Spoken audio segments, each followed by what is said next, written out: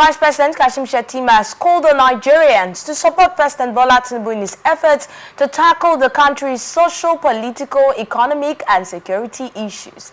This comes as he shared details of the modest lifestyle of the president while speaking at the launch of Professor Modupe Adelabu's book that's navigating the politics of universal education policies in Nigeria in Abuja on Thursday. Shetima, while asserting that President Tinubu is deserving of the trust of Nigerians, assured citizens that the tough measures being implemented by the government will soon yield positive results. Kashima said in his words, and I quote, "The president is the most demonized politician in Nigeria. The first time I went to his house in Bordelon, I was looking forward to seeing a mansion comparable to Buckingham Palace with gardens and swimming pools. But there was nothing, especially about the house. My house in Maiduguri is better than the house." And he said that at the formative stage of the APC, they held a meeting in his house. They served us a variety of meals, but he opted to take gari and granite for lunch. Since I have known him, he has been using only one wristwatch. And in fact, I dress better than him. He doesn't even care. He has overcome all those odds to dress well. So we need to rally around this poor man. He has taken some bold steps. The economy that we met was in a huge mess. You know, the vice president's statement. Now, he also added that the economy is now on a path to sustained growth, and as a result of some far-reaching decisions taken by the president. We are now exporting about 1.7 million barrels of oil per day. The naira is stabilizing against the dollar, and with the food security crisis that is confronting us, we cannot divorce ourselves from the realities in the global space. The security issues will be addressed, and rest assured that in the coming months, Nigerians will see a sea of change in their fortunes. I want to ask all of us to rally round this poor man. This is a statement of the Vice President Kashim Shettima on Nigerians and the president, and the way Nigerians see the president and some of the policies that he has carried out and how he expects us to see them and react to them. All right, let's get your thoughts on this one, Loveday. You kept laughing throughout the story. Was I dramatic with it? Or is it, no, it's not about me now. I was only repeating the words of the Vice President. Yes, the Vice President is funny to me, you know. Calling our president a poor man. How? You know, how is His Excellency President Bola Tinubu a poor man? The president of the giant of Africa, you know. For me, that's, it's by the way, but the vice president was trying to pass a message across to the masses, you know. He was trying to beckon on Nigerians to rally around the president and give him support, believe in him, trust the administration and all of that. Trying to get the empathy of Nigerians. Exactly. You see, successive administrations had always maintained same ground. But is it working? Is it working with you now? Are you beginning to have that empathy? It's not. It's not working with you? It's not, and it cannot work. So it's not going to work with other Nigerians now? Well, we have gone past that part. I don't think any Nigerian that is above 20 years, I don't think this particular statement, this sentiment, this kind of utterances will move such Nigerians. What happened to our emotions? Hunger has beaten it out. I wanted to say that our government, in quote, from the local to the national, have dealt with our emotion. And it will take time for it to be rejuvenated. It will take time to rehabilitate the emotions of Nigerians. Like I said, I quite understood the point the vice president, but is that what Nigerians wants to hear? That's not what Nigerians wants to hear. In as much as you want Nigerians to support the government of President Bola Tinubu, which Nigerians have been doing. Nigerians are saying we are hungry. The economy is not working as expected, and then something should be done.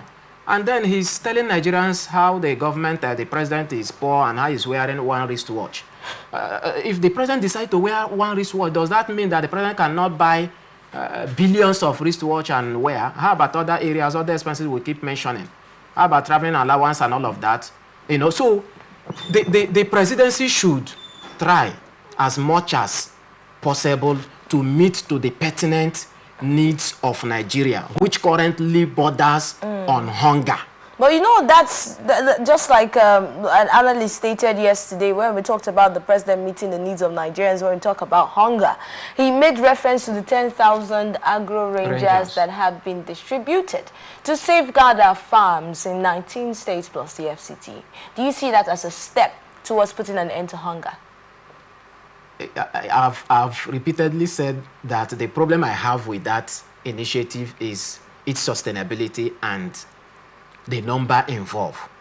Of course, those states, I'm not sure if the state has been unveiled, but we read it's about 19 states, right? 19 states.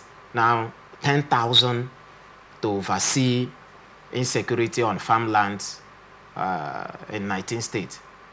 How possible would that be? How would that address the issue of hunger? That will not address the issue of hunger. That will not. How about the losses that has been incurred? There should be facility. There should be a kind of boost, that will directly affect production.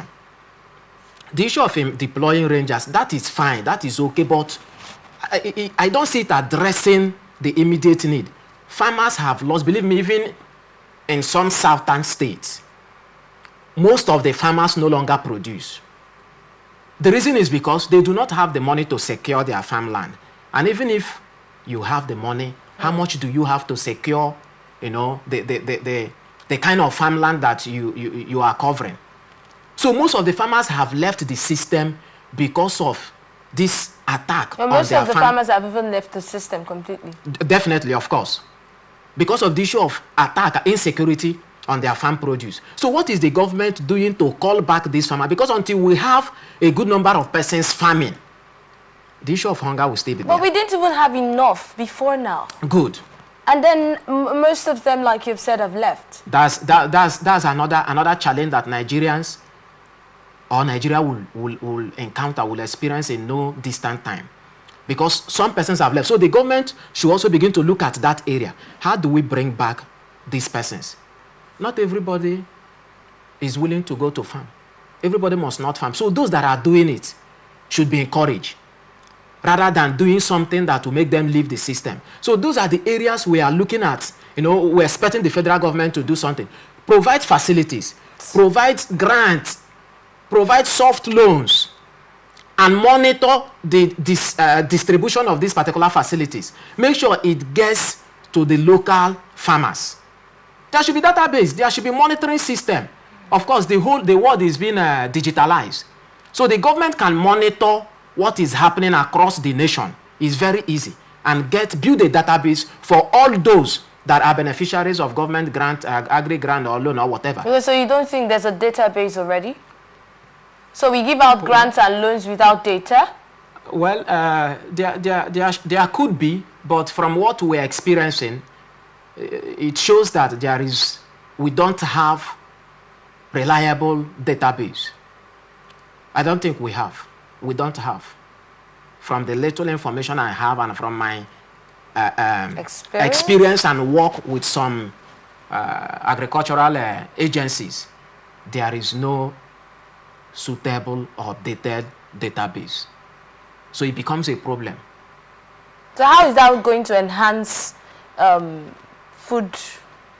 How is that going to help? Yes, that has to do with the issue of ensuring that the facility that is provided is being secured.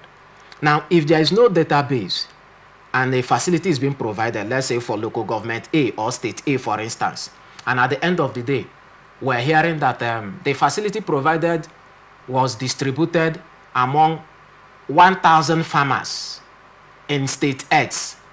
Who are the 1,000 farmers? Where is the database showing that we have 1,000 farmers in that particular state? And what agro-enterprise, which are their areas of specialization? Among the 1,000 beneficiaries, how many are into crop production? I think how many are, it seems... Nigerians are getting used to hearing numbers. We don't even ask questions anymore. That is it. That is it. So we need to go beyond that point. That's why I talked about database. It's very much relevant in the area of facility distribution.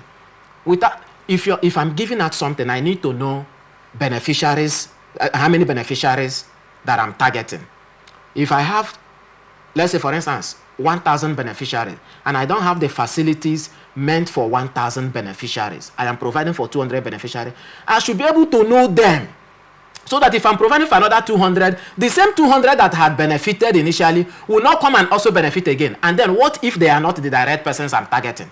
So it's only, you know, an organized system, a system that has a database, an updated one for that matter, that can effectively monitor this kind of process. All right, thank you very much, Loveday, for your analysis on that. But let's look at insecurity now.